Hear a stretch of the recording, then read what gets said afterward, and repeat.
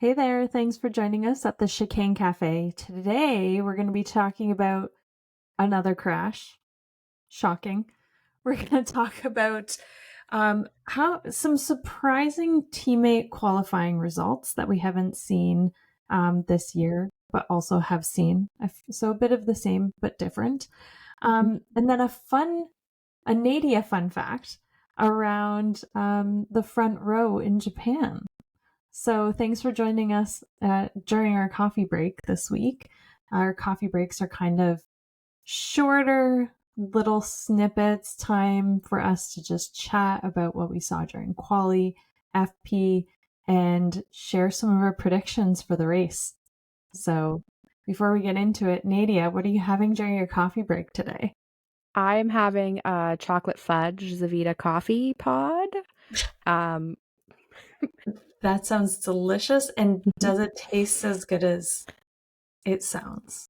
it tastes very good, but not quite as rich as like a chocolate fudge brownie would be. So, Oh, but with brown sugar. So I tried it with white sugar, didn't taste good. ooh, Brown sugar, great. okay. Awesome. What are That's, you drinking? boring me. No shock here. It's also 4:30 in the afternoon, so early True. evening here. I Mm-hmm. actually made my own homemade, I think I've mentioned this in the past, like a lemon ginger juice.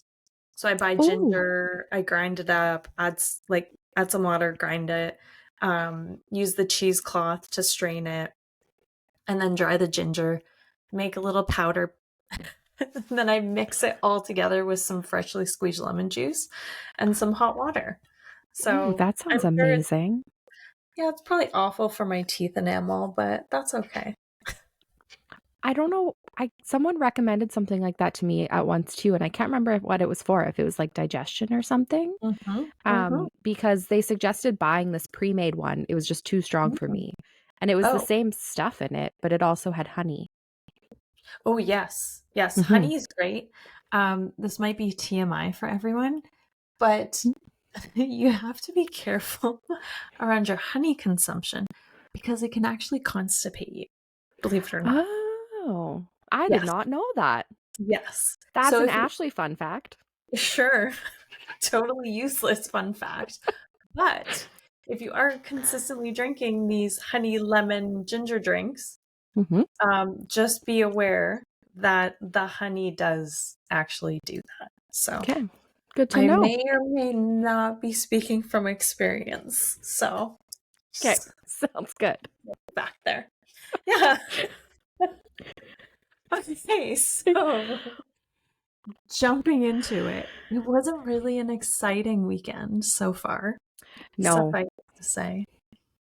No, it really hasn't been. Like, there's a few things that happened, but nothing super intriguing in all of the Hmm. practices, which I mean, we've talked about before.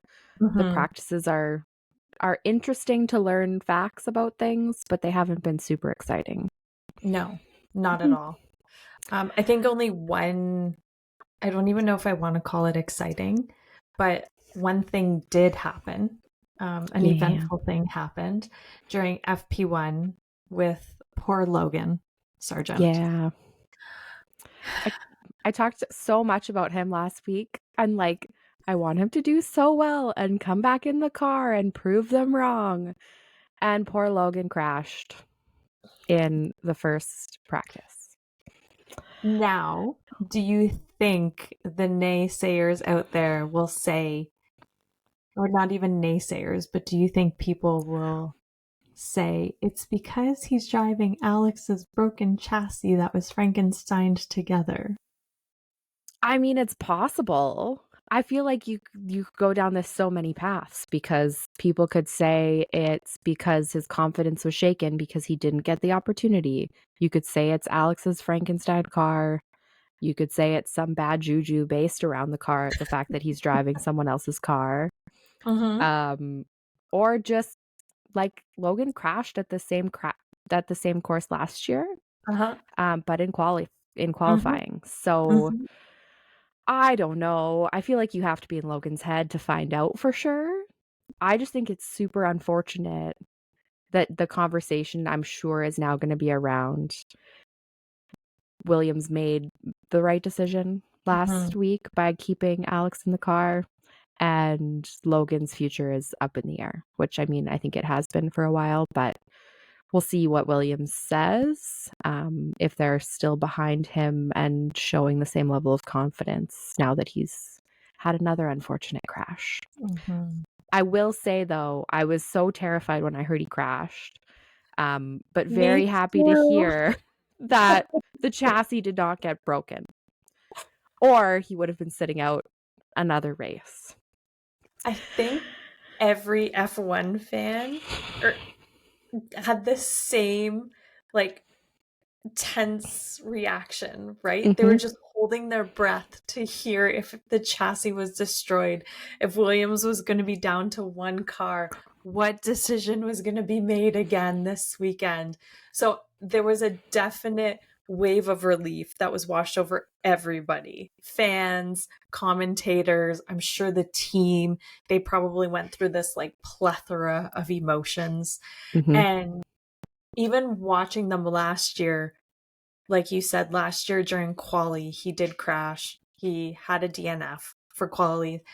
mhm, When you watch the mechanics' faces during that crash last year, because it was a significant amount of damage last year as well, you could just see the pain in their faces, knowing we have to stay up all night to fix this car for the race mhm, tomorrow.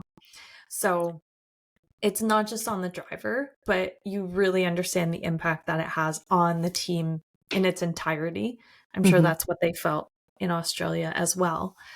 Yep. So, my question to you, Nadia, is do you think that Logan should be driving with his original chassis, or do you think Williams made the right decision to give him Alex's quote unquote, well, we'll call it repaired chassis?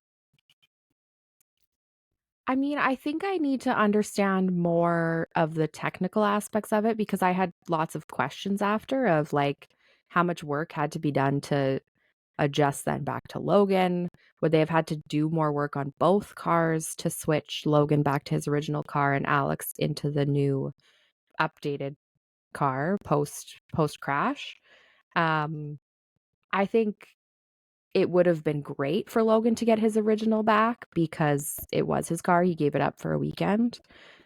But I don't know if I have super deep thoughts on whether one would have done better than the other. Mm-hmm. What are Yeah. your thoughts on it? Well, I feel like I was pulling a Nadia when I heard Ooh, that Logan was driving Alex's repaired chassis.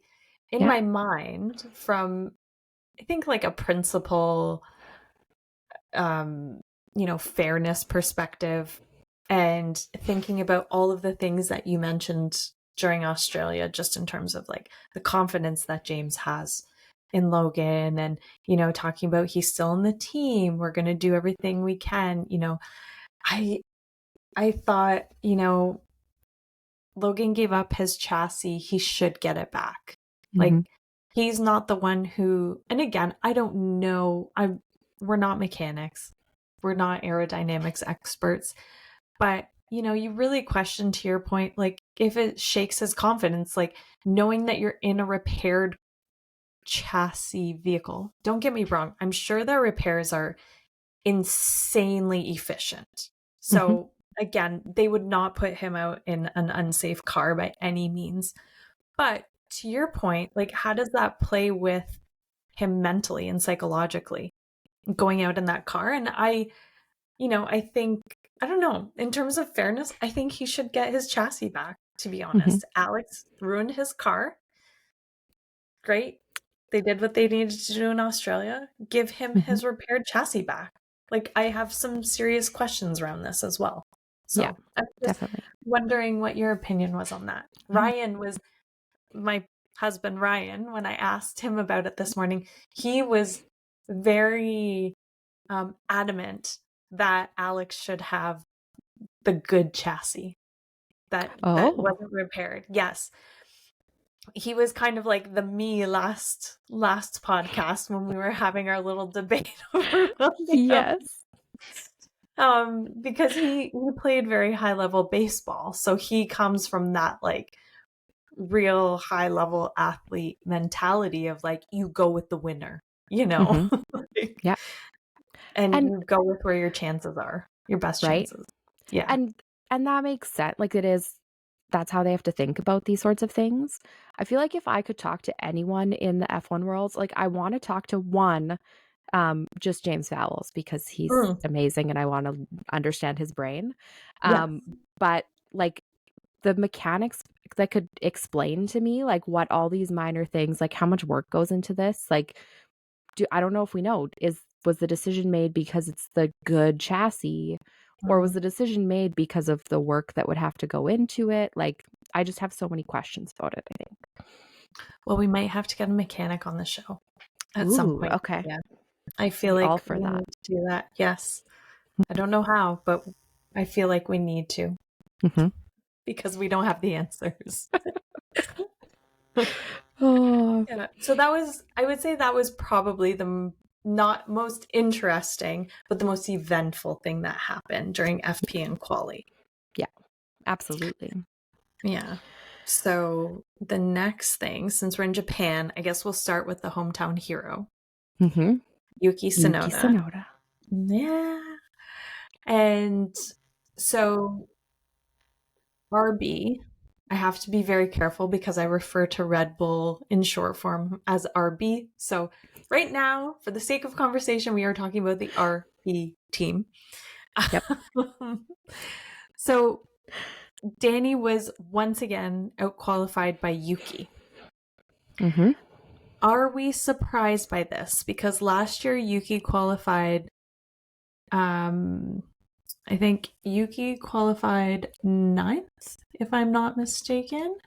Mhm. And Liam qualified 11th last year.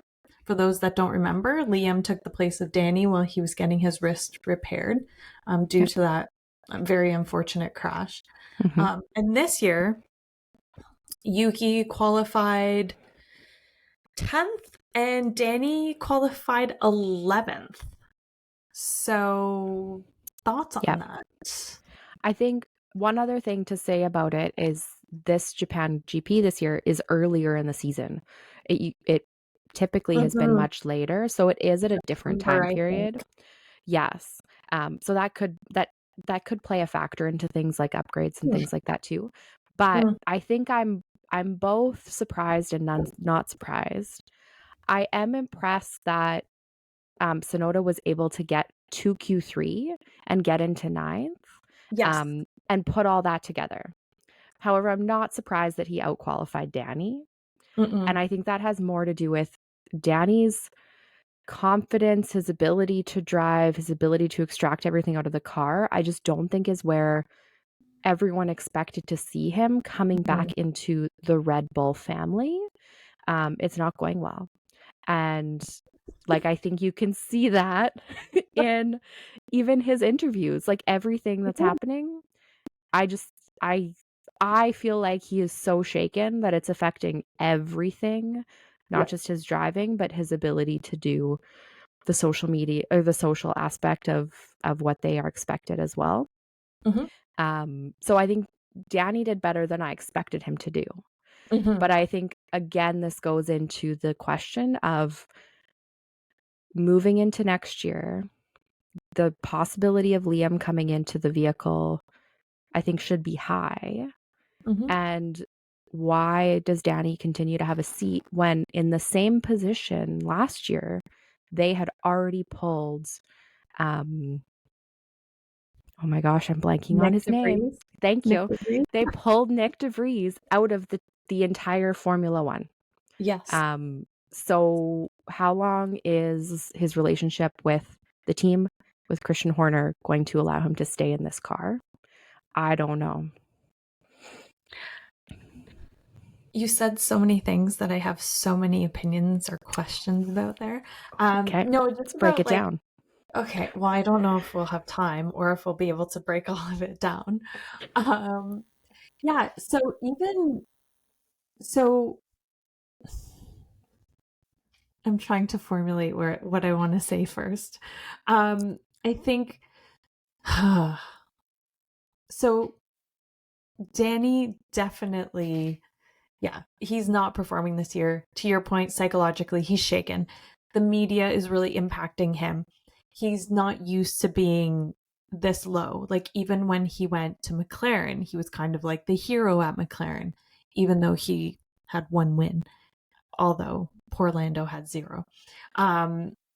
So like that, him and Renault, at Renault, like he was supposed to be the savior at Renault. They were going to give him everything he wanted, or so he said, right? They were building the car for him.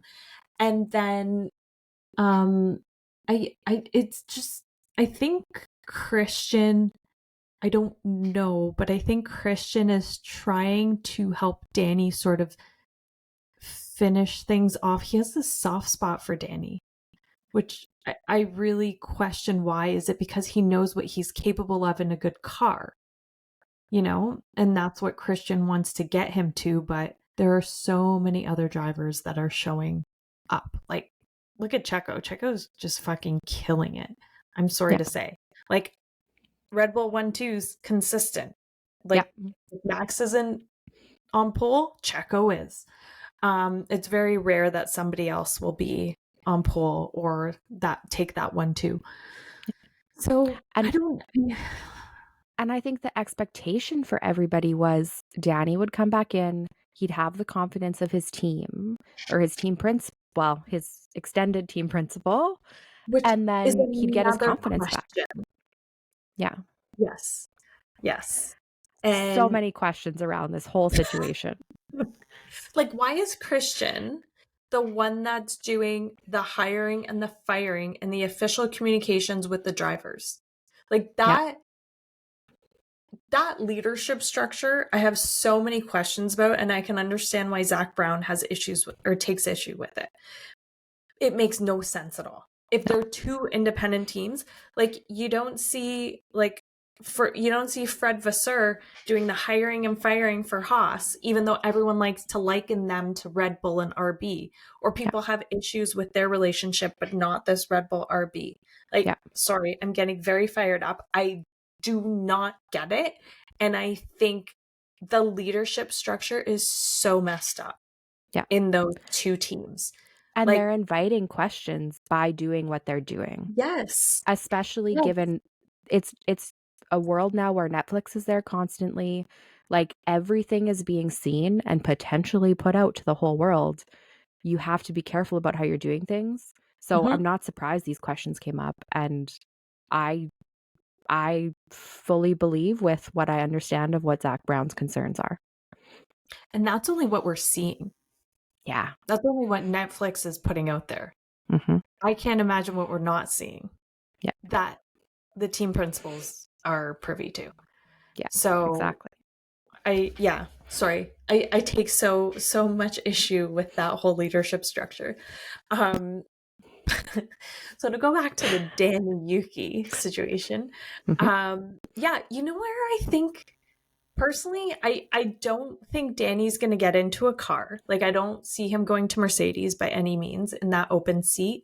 I don't see any teams really having any interest in him unless, like, I'm sorry to say this, Nadia, I know this is your team.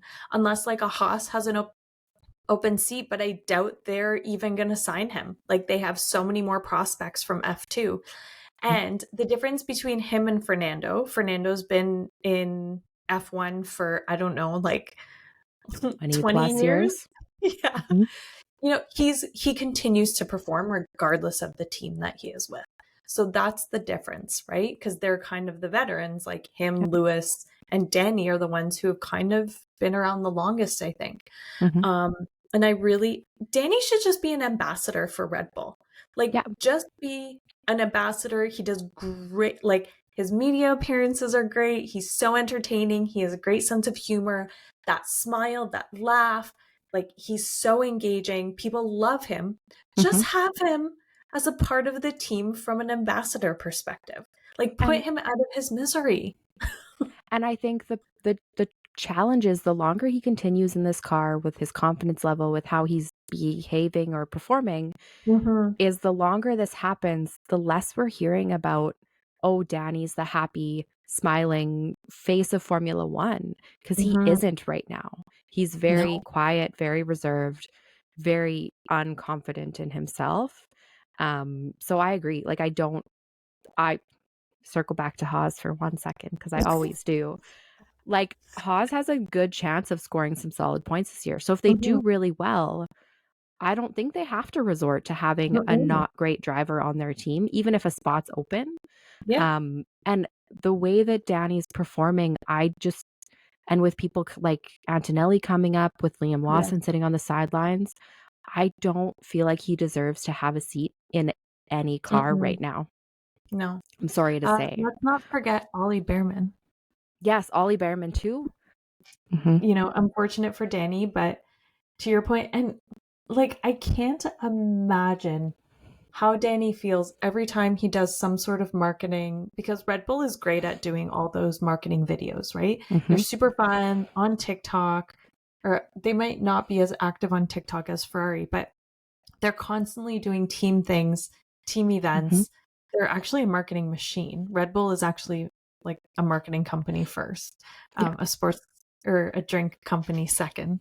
Um, so they do these great events, but with all four of the drivers together. So think about how Danny feels, kind of having this in his face constantly. And I'm not Yeah. saying they're doing it deliberately, but it's something you can never escape from. You Yeah. can never get it out of your head. Looking at literally the two best drivers on the grid Mhm. every single weekend. And I think all Formula One drivers, but especially the two people on the RB team, like, they are constantly put in situations where everyone's comparing them to, are you Yeah. good enough to get the actual Red Bull seat? Yeah. And it's in their face constantly. And I think the Formula One world in general is, because there's so much social media, it's part of what's made Formula One so popular in the last few years. But as soon as you make a mistake, you're going to get a question from it from Mhm. 150 different journalists that then you have to go into the conversation again. So if you're not really great at compartmentalizing and fully trusting in what you're doing and what you know is what you need to do, as soon Mhm. as that confidence level slips, I'm sure Everyone, it can go down very quickly. and everyone will catch on to it Yeah. like so fast. Yeah. And then the rumors begin. And then that's that Mhm. perpetual, like full circle, right? Yeah, So, definitely. yeah, it's Mhm. unfortunate, but not a Yeah. surprise. Well, the other more Yeah. surprising out Yeah. qualifying by a teammate result this week was Hamilton out qualified George Russell for the first time this year. Surprising. Yes. I was shocked, but also I wasn't, because based on the FP results, Mhm. Lewis seemed to feel better in the car. He seemed to Mhm. feel more confident. Um, he did out qualify George last year at this track as well. Yeah. And that was later in the season. So it was the end of September last year that this race was in Japan. Yeah. So Hamilton qualified seventh, George qualified eighth last year. And this year, Hamilton's second again. He's kind of consistent sometimes. Mhm. And then George was ninth. So again, like, eh, again, sorry to say, qualifying is one thing, a race is a completely different beast, Mhm. right? You have what, 57 laps, is it, for this weekend? I might be thinking of another race that I was doing fun facts for, but regardless, qualifying is a one lap pace. Mhm. When you put this Mercedes into a race situation, it's consistently slow. Yes, Mercedes thinks that they've solved the issue with Mhm. their PU. I think it's called the PU component or something like that. We will have to see how this car performs on the weekend. Several other teams brought upgrades this weekend, like significant upgrades. We have Yeah. Red Bull, we have Aston Martin, and I believe McLaren, they did bring upgrades. I don't know how significant they were though. Okay. Actually, I might have to fact check that, so don't hold me to that around McLaren. Regardless, the other teams did bring upgrades. So again, we'll have to see how they perform because Fernando was able to extract something out of those upgrades. Yeah. But Mr. Stroll was not. And fascinatingly, sorry, do you have anything to say about the Lewis George qualifying? The only thing I have to say is just because he outqualified him doesn't change my outlook on the year for him. Not at I all. mean, we'll see what happens in the race, but Mhm. he was not that significantly quicker. Like he was a couple tenths, but it doesn't change my opinion on what's going Mm-mm. on right now. No, not at all. And Mhm. even him, like at the end of the race, speaking with Bono and saying, I don't know where that half a second is. Mhm. That which was the difference between him and Max. Like I think that just speaks to the car's performance. And Yeah. if you don't know where that is during qualifying, you're not going to Mhm. find it in a race. Yeah. Sorry to say. Mhm. Oh, yeah. Yeah, I'm curious to see how he performs in the race. Mhm. But cautiously optimistic. Oh, okay. So, yeah, I don't know. Like I do want Lewis to do well. Um but I'm also not surprised that he hasn't sort of handled this quote unquote downfall of Mercedes very well either, which we Mhm. talked about last time, so we don't have to dive into it. Yeah. And then the last one, like I said, was just like Stroll and Fernando. Mhm. Like when you look at all the other teams, a lot of them are really close, with the exception of Valtteri and Zhou, which again, Valtteri was a fantastic driver when he had a great car. Mhm. So again, seeing his qualifying this weekend was really exciting because Yeah. you kind of saw the old Valtteri, and And then there's Zhou who qualified 20.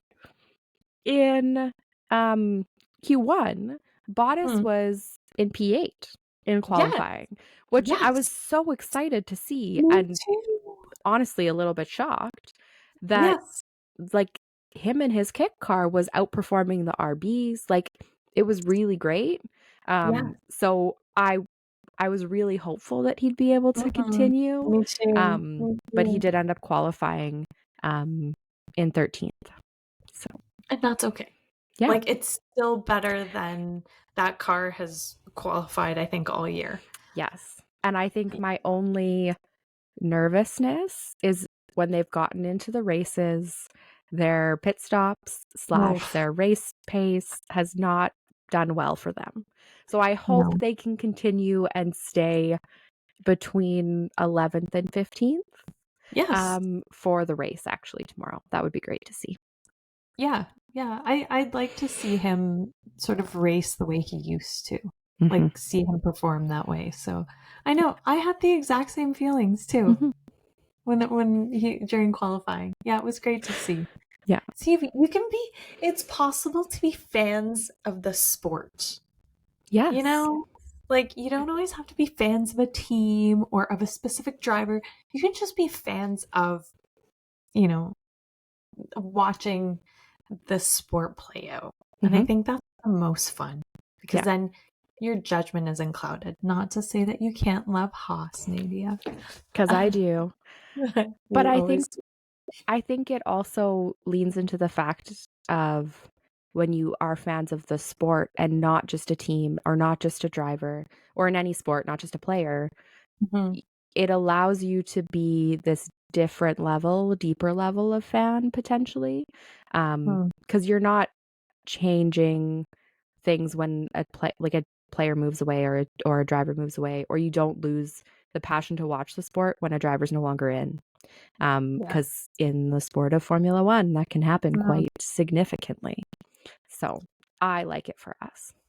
Yes, so do I. And I think it allows you to be a little bit more objective because you're not making concessions for, poor performance, and you're not sort of negotiating, and accepting a poor performance because you're sort of blinded by a certain driver or a certain team, and you're really able to look at it from a totally different perspective.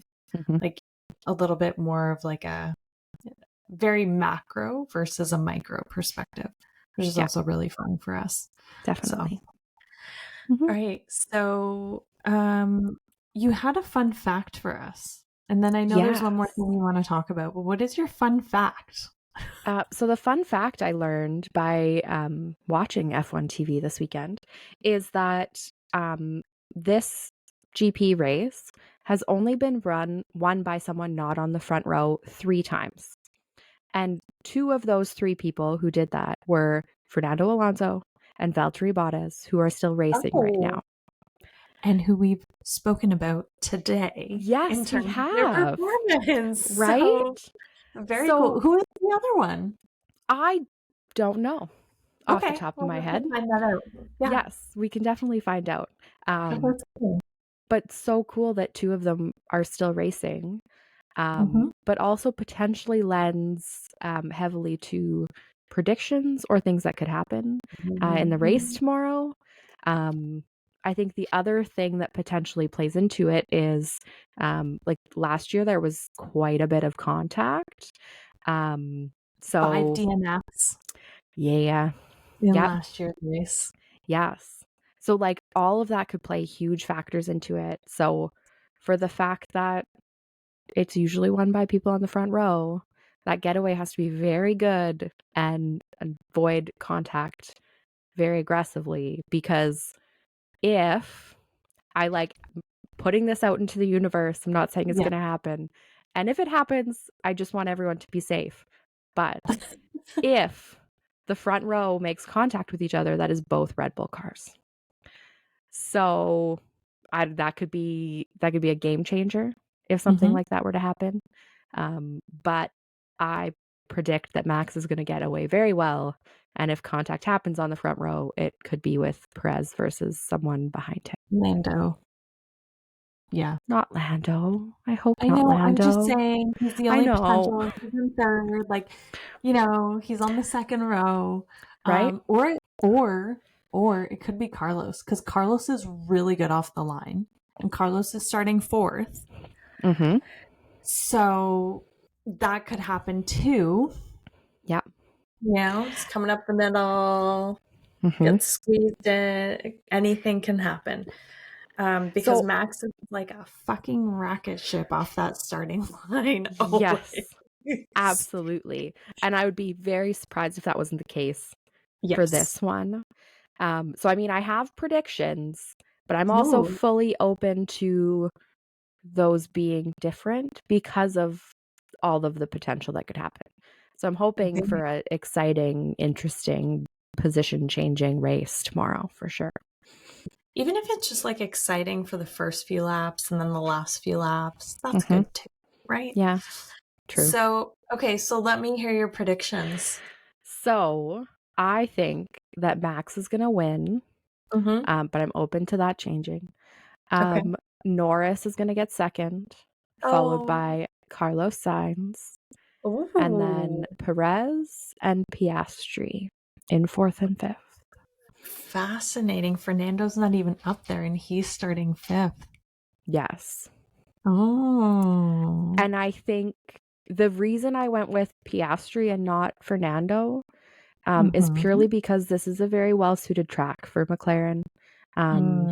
Based off of some things that I was watching this weekend, I think that they will do very well. And if they get the strategy correct, I think both of them will be up there in that top 5, him and Norris. Fascinating. Okay. Very interesting. What about you? Yeah, I'm going to go with Max in first. Again, he's just he's super consistent. They brought really great upgrades this weekend.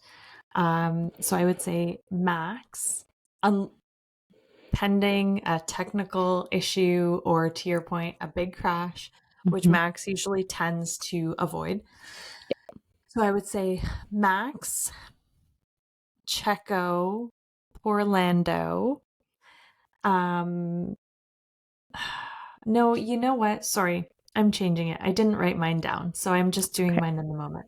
So I would say Max, Checo, Carlos, Lando, Mhm. and then Oscar. Ooh. So you Because didn't pick Alonso either. no, because he did not sound confident with the upgrades during qualifying. Mhm. So that's why I'm not choosing him. And then also, not to say it's impactful at all, but seeing where Lance qualified as well begs the Yes. question. And last year Fernando did finish 8th, Mhm. Yep. even though he started. Oh no, he didn't start 4th, but he finished in 8th. So, Yeah. and he started in 10th. Mhm. And I think So, either way, like both Norris and Sainz have been driving so well this year that if they're not battling Max, which I hope one of them is, I think the battle between them will be very interesting to watch tomorrow. yeah. And then we'll see. Well, it'll be interesting to see what happens Yeah. tonight / tomorrow, Mhm. question mark, wherever you're watching from. So, Yes. yeah, Absolutely. enjoy the race. Thanks for the chat. And yeah, we'll see you tomorrow. Thank you for joining us this week at the Chicane Cafe. Follow us on Instagram at the Chicane Cafe. Our podcast is available wherever you get your podcasts. And for a video version of our pod, watch us on our YouTube channel at the Chicane Cafe. And remember to hit that subscribe button.